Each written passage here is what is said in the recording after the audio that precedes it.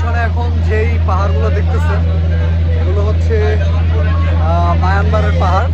আর আমাকে খুবই বিচ্ছিরি লাগতেছে, কালো লাগতেছে, ছায়া ইসা নেই। তো পিছনে আপনার মায়ানমার পাহাড় দেখা যাচ্ছে। আর বিশ্বাস করেন পাহাড়গুলো দেখতে ভাই অসম্ভব সুন্দর লাগতেছে। আর একদম মনে হইতেছে রঙের তুলি দিয়ে আঁকা পাহাড়গুলো, মানে একদম মেঘে হালকা হালকা লাগতেছে। মানে আপনি মনে হইতেছে কেউ তুলি দিয়ে এঁকে রাখছে। অসাধারণ।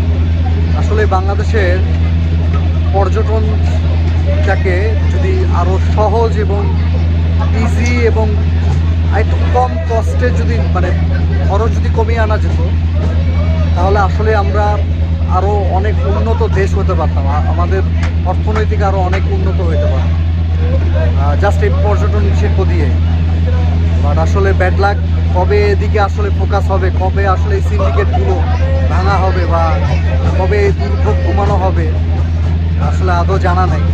আমরা ইন্ডিয়া যেতে চাই, আমরা ওই দেশে যেতে চাই, বাট এই জায়গাগুলোকে যদি আরও সুন্দরভাবে আরও সহজভাবে মানুষের জন্য করা যায় বা করা যেত, তাহলে মানুষ আসলে এদিকে আরও অনেক আসতো। বাইরে থেকে মানুষ আসতো, বিদেশ থেকে মানুষ আসতো। দেখো, সবার জন্য দোয়া রইল এবং আমাদের নিজেদের দেশের জন্য দোয়া রইল, যাতে এই আমাদের পর্যটন শিল্পটা আরও অনেক উন্নত হোক। আমাদের একটা প্রবাল দ্বীপ আছে সেন্ট মার্টিন, এই দ্বীপটা আরও পপুলার হোক, এটাই নিজেদের আশা বা ইচ্ছা।